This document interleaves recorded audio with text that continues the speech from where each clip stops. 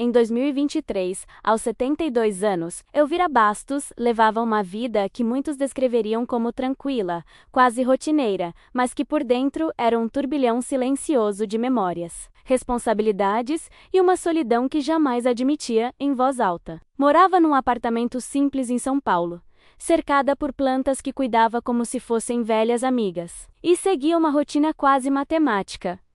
Café fraco pela manhã, uma breve caminhada pelo bairro e depois um tempo na varanda, lendo as notícias em voz baixa, como se lesse para si mesma. Para todos os outros, era a típica vovó bondosa, aquela que sempre aparecia com um bolo, que sorria para os vizinhos, que parecia frágil e um pouco desconectada do mundo moderno. Mas ninguém imaginava que essa mesma mulher havia administrado uma empresa de logística por décadas, supervisionando armazéns rotas, contratos e funcionários enquanto seu marido, Armando, passava seus últimos anos doente. Ninguém a conhecia de verdade. Todos preferiam vê-la como uma caricatura de doçura, e não como a estrategista que realmente fora. Naquele dia em particular, o dia do casamento de sua neta, Clara Menos, Elvira acordou com uma sensação de entusiasmo que raramente sentira nos últimos anos. Não era apenas uma celebração familiar. Em seu coração, era quase uma forma de homenagear Armando, de lhe dizer silenciosamente: continue cuidando da nossa família como você me ensinou. Ela se vestiu com um cuidado incomum. Seu vestido azul marinho, que guardava para ocasiões especiais, as pérolas que herdara da mãe e um perfume suave que quase nunca usava, por considerá-lo elegante demais para o dia a dia. Ao se olhar no espelho, notou algo diferente em sua expressão.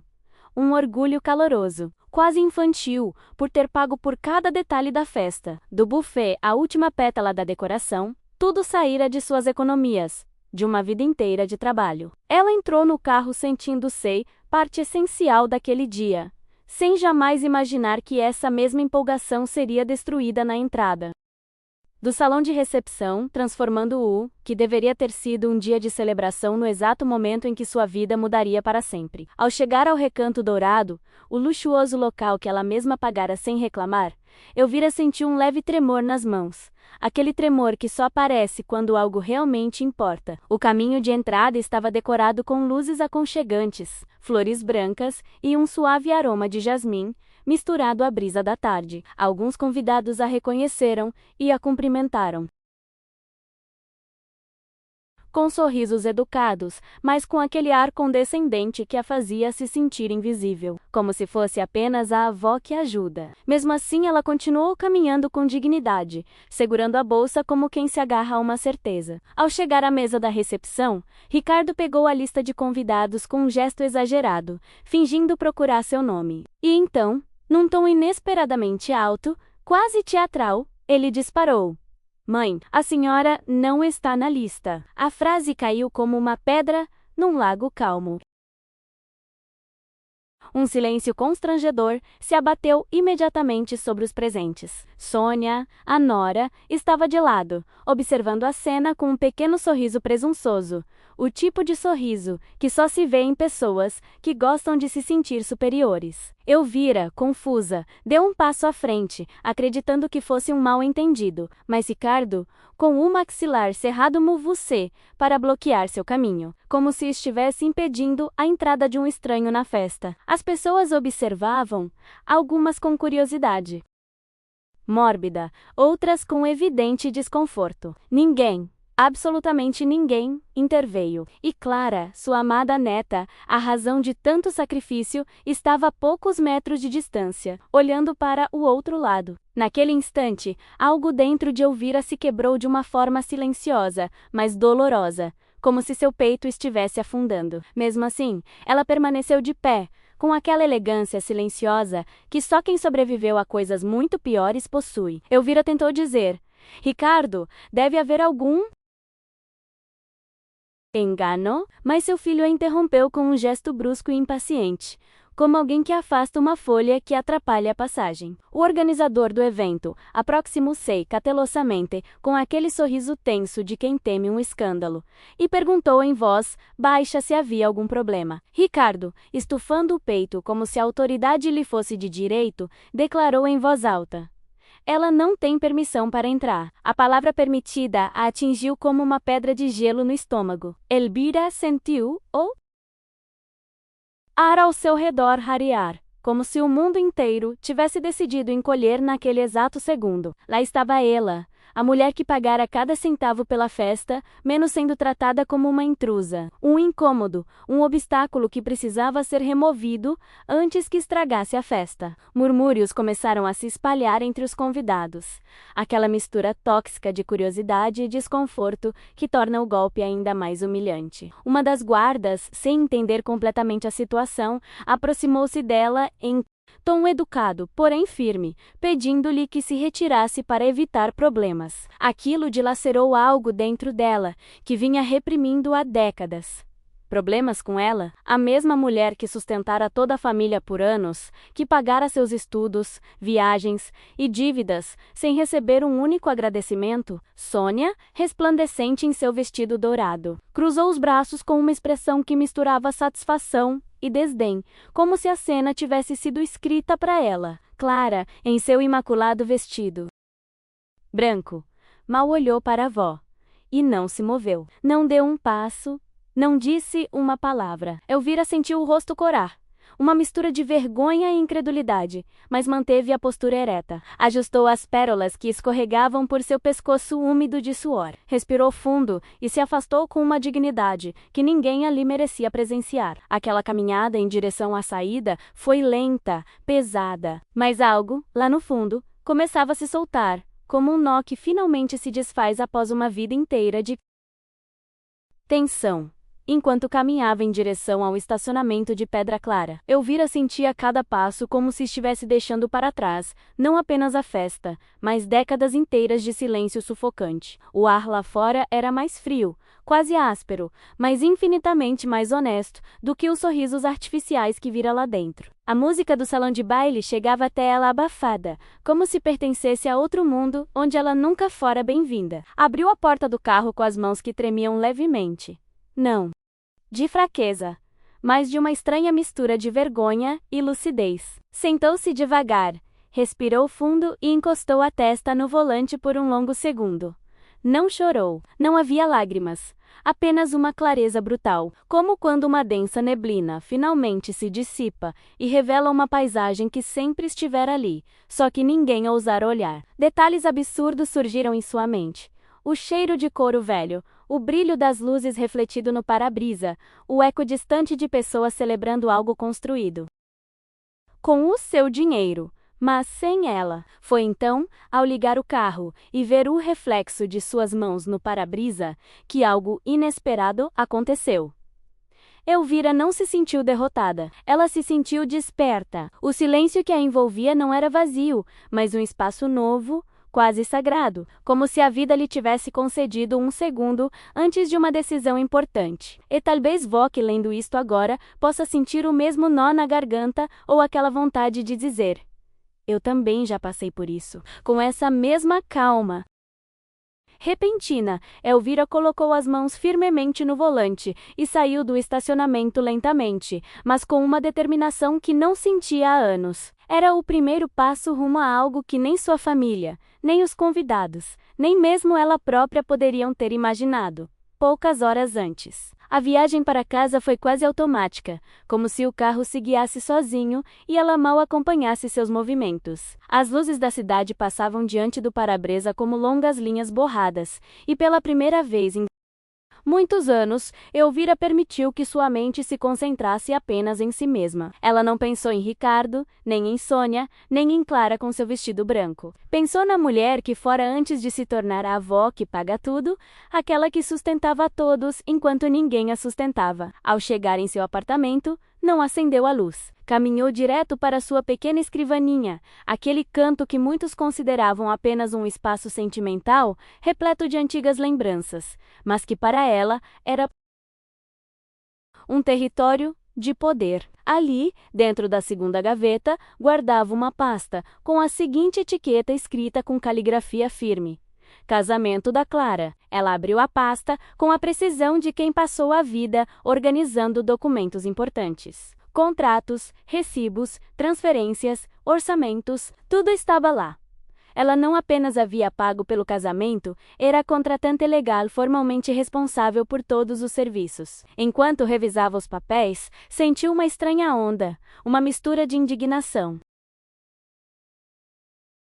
e força ancestral, como se a mulher de negócios Elvira, menos aquela que cuidava da logística com Armando, tivesse despertado de um longo sono. Sem perder tempo, pegou o telefone fixo, o que sempre usava, e ligou para o Dr. Machas, seu advogado de confiança e padrinho de Ricardo. Ele atendeu ao primeiro toque, ouviu a história em silêncio, sem interromper, e quando Elvira terminou, respirou fundo antes de lhe dizer que, legalmente, tudo estava a seu favor. Mas Elvira não pensava mais apenas em papelada ou indenização. Algo muito maior começara a tomar forma em sua mente. Ela não queria reparações, queria retomar o controle de sua vida, enquanto Machas analisava calmamente as opções legais.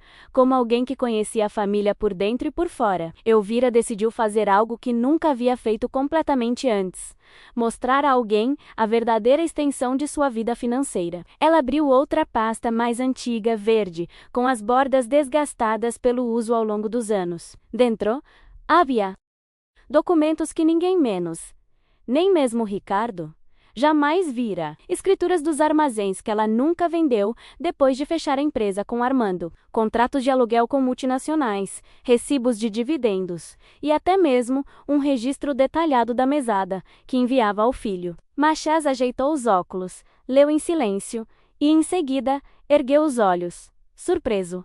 Elvira, seu filho sabe que isso existe? Ela balançou a cabeça levemente, quase indiferente. Sabia que, para muitos, especialmente para sua própria família, ela sempre seria vista como uma velha desinformada. Mas a verdade estava ali. Ela possuía uma fortuna que superava em muito qualquer coisa que Sônia ostentasse nas redes sociais. Machas balançou a cabeça em descrença, explicando que, com aquele nível de riqueza, Elvira não só poderia reverter a humilhação, como também redefinir completamente a dinâmica de poder da família. Ela ouviu com uma calma recém-descoberta, quase fria, como alguém que finalmente enxergava o quadro completo e compreendia onde havia sido enganada por anos. Naquele instante, ela percebeu algo fundamental. A família que ela defendera com tanta ferocidade crescera acreditando que ela era uma fonte inesgotável de recursos, não uma pessoa, e essa percepção só existia porque ela mesma permitira que a infantilizassem. Ela recostou-se na cadeira, respirou fundo e disse, com uma firmeza que Machas não ouvira desde os tempos de Armando: vou recuperar tudo.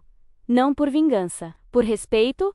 As palavras pairaram no ar, pesadas e libertadoras, como se tivessem esperado décadas para serem ditas. No dia seguinte, com a mesma precisão meticulosa que usava para gerenciar rotas e caminhões, Elvira sentou-se em seu velho computador, um modelo que muitos considerariam obsoleto, e começou a executar seu plano. Machas havia preparado todos os documentos necessários: aviso de desocupação do apartamento em Vila Mariana, revogação da autorização para o veículo importado que Ricardo usava como se auxílio mensal e a ordem imediata para trocar as fechaduras da casa de praia em Ubatuba. Cada documento trazia sua assinatura em tinta azul, firme e redonda, como se estivesse selando seu renascimento. Embora suas mãos tremessem levemente, não era de medo. Era seu corpo se lembrando de que fazia anos que não tomava decisões, pensando apenas em si mesma. Quando terminou de assinar tudo, Elvira tomou um gole de café coado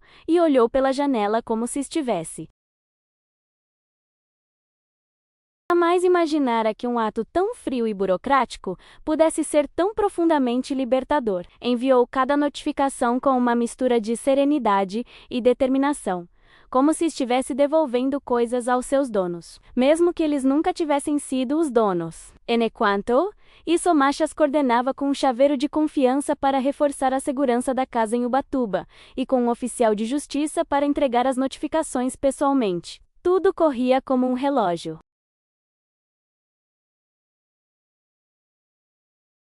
O golpe ainda estava por vir.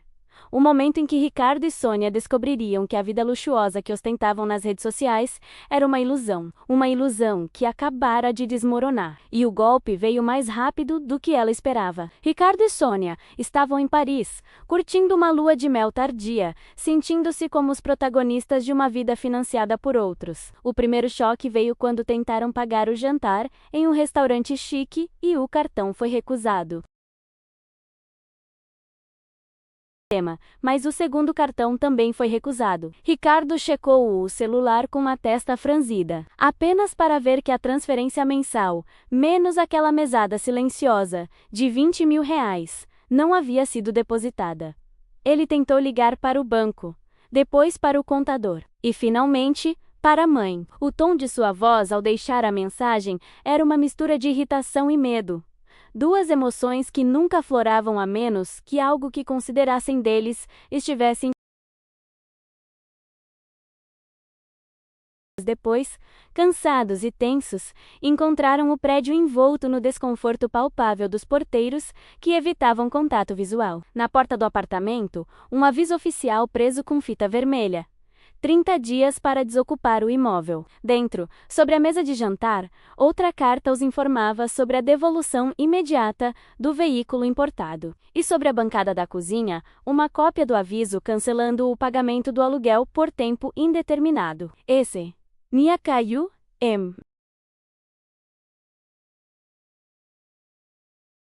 mas pela perda do estilo de vida que desfrutara por anos. Ricardo, com o rosto vermelho de fúria, gritou com a mãe, acusando-a de loucura, ingratidão e traição. Chegou a ameaçar, declarou-la, legalmente incapaz, alegando comportamento senil. Elvira ouviu tudo em silêncio, segurando o telefone com uma calma quase maternal, e então pronunciou a frase que mudaria a conversa para sempre. Tenho um laudo psiquiátrico atualizado que confirma minha plena lucidez.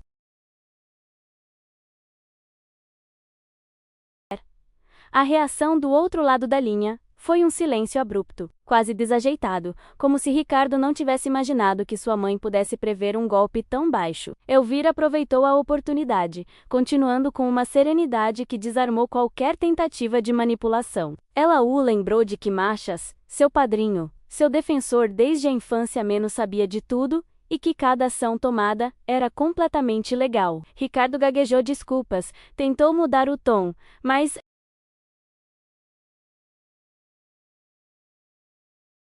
na vida adulta, ele percebeu que sua mãe não era uma figura frágil que pudesse ser pressionada. Ela falava agora como dona, não como uma mãe submissa. Quando desligou, Elvira sentiu uma mistura de alívio e tristeza, não por perder o filho que amava, mas por finalmente entender que nunca o tivera de verdade.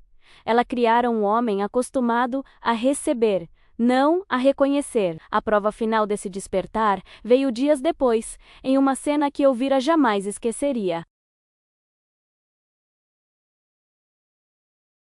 Furioso, gritando o nome dela para todos ouvirem, como se a comoção pudesse de alguma forma trazer de volta o que ele havia perdido. Os vizinhos espiavam discretamente pelas portas entreabertas, e o porteiro, um homem gentil com um bigode espesso, observava a cena com preocupação. Elvira desceu no elevador, com as costas eretas e os cabelos presos, com uma elegância simples. Ao vê-la, Ricardo começou a exigir explicações, com uma calma que parecia esculpida diante dele, exibindo investimentos, contratos, saldos e os 6 armazéns alugados que sustentavam sua fortuna. Ricardo empalideceu. Nunca, em todos aqueles anos, ele imaginara que sua mãe administrasse uma fortuna que superasse qualquer coisa que ele pudesse ter considerado possível. Para ele, essa revelação representava o fim de seu castelo de privilégios. Para Elvira, era apenas o começo. A queda foi rápida e dramática. Em poucas semanas, Ricardo ia desocupar o apartamento em Vila Mariana e aceitar que a casa em Ubatuba não lhes pertencia mais, nem mesmo simbolicamente. Todos os itens de luxo que haviam comprado, menos bolsas, relógios, perfumes, Roupas caras menos começaram a aparecer em sites de segunda mão, vendidos às pressas para cobrir as despesas básicas. O golpe mais duro, porém, não foi financeiro. Foi a humilhação pública. Os moradores do prédio antes silenciosos, agora, sussurravam nos sempre foi quem mantinha tudo em ordem. E essa verdade, dita em voz baixa, teve o poder de destruir alguém que passou a vida inteira fingindo superioridade. Ricardo evitava sair de casa com medo de encontrar alguém que tivesse presenciado aquele dia no saguão. Sônia, incapaz de aceitar a nova realidade, passava horas chorando, trancada no banheiro. Enquanto tudo isso acontecia, Elvira vivenciava algo inesperado, um renascimento silencioso. Cada nova, uma faísca de independência que ela havia esquecido como sentir. Começou a reorganizar a casa, revisar as contas, estudar pequenas coisas que sempre adiara menos como italiano e ferramentas digitais. E, pouco a pouco, seu mundo deixou de ser um espaço de espera e se tornou um lugar de decisões. E se você, que está lendo isto, chegou até aqui, reconhecerá aquele momento íntimo em que começamos a recuperar o que sempre nos pertenceu. Sebok, ainda.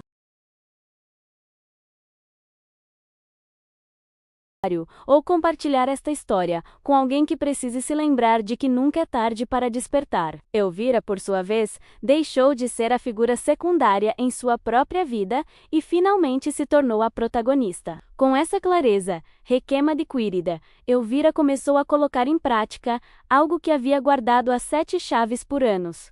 Um sonho silencioso. Vendeu seu apartamento em Vila Mariana por um excelente preço, e em vez de priorizar luxos ou imóveis,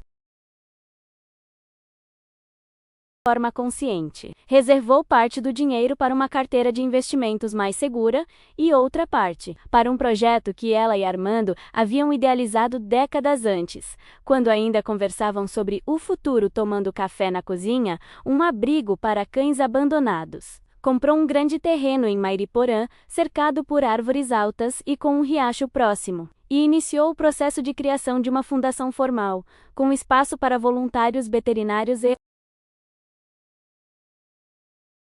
dava nessa direção tinha um sabor doce, como se estivesse caminhando de mãos dadas com Armando novamente, construindo algo que antes não havia conseguido se concretizar.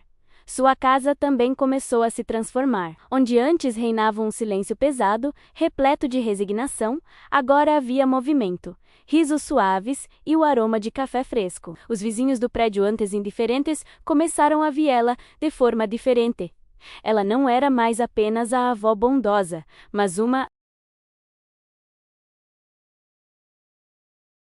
onde ninguém mais ousava ultrapassá-los. Elvira montou uma nova mesa perto da janela para estudar italiano. Atualizou seu celular com a ajuda de uma amiga mais jovem e aprendeu a usar o internet banking, como se fosse algo que sempre soube fazer. O que antes lhe parecia um mundo complicado, agora se tornava uma ferramenta para a liberdade. Sua vida, lenta, mas seguramente, estava recuperando a cor, e a solidão, que antes pesava como uma pedra agora, era e um senso de dignidade renovada podiam florescer, mas a vida ainda tinha uma última peça para acrescentar àquela história. Clara, a neta que Elvira amara, quase como uma extensão do próprio coração, e que no dia mais decisivo permanecera imóvel. Clara voltou de Paris com a pele pálida, os olhos inchados, e um silêncio que falava mais alto do que qualquer pedido de desculpas apressado. Marcelo, o marido com quem sonhara construir uma vida perfeita, a abandonara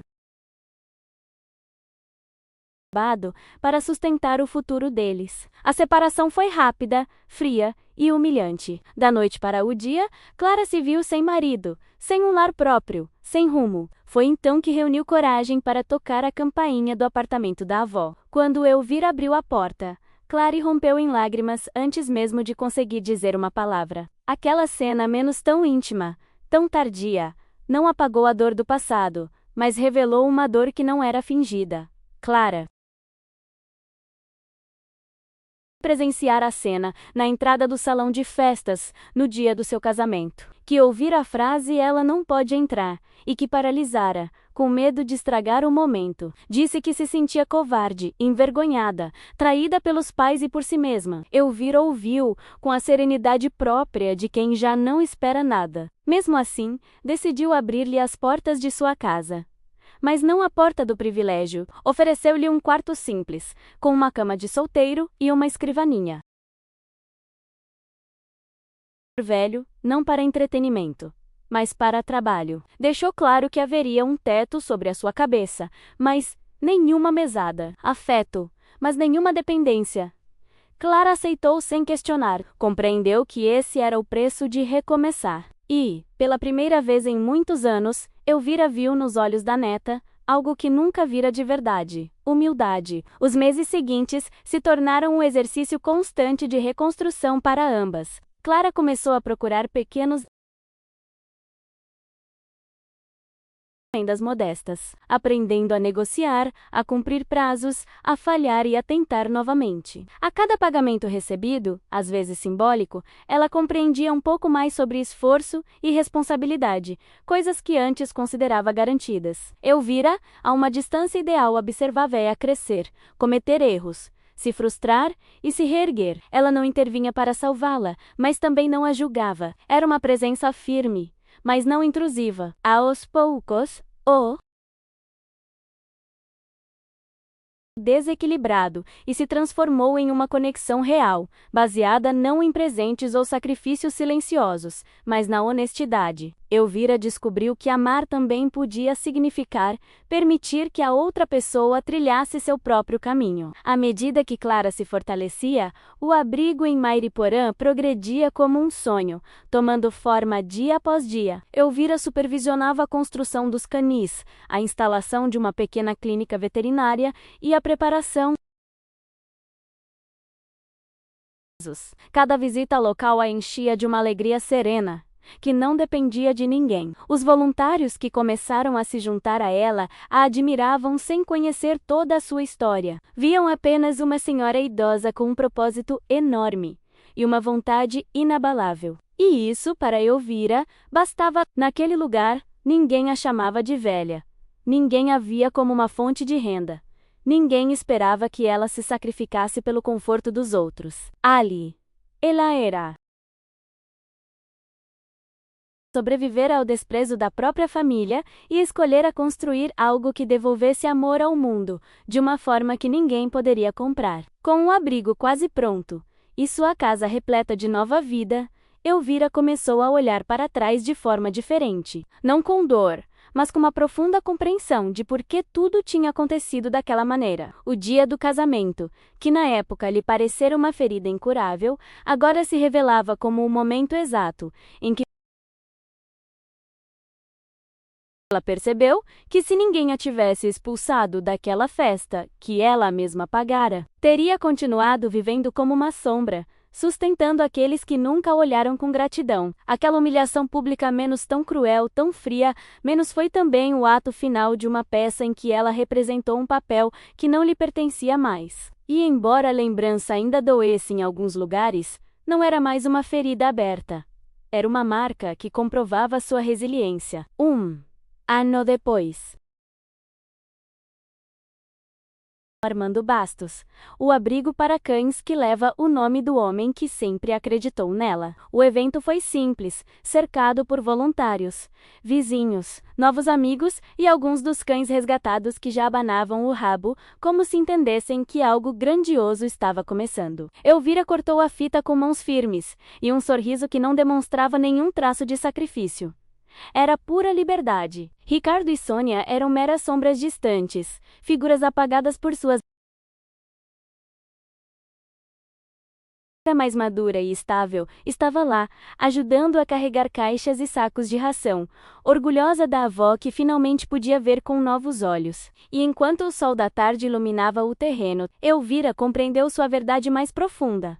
A festa que perdera nunca fora verdadeiramente sua, mas a que ganhara menos, a festa de sua própria vida, menos. Era um lugar onde ela era a anfitriã, a convidada de honra e a dona absoluta do recinto.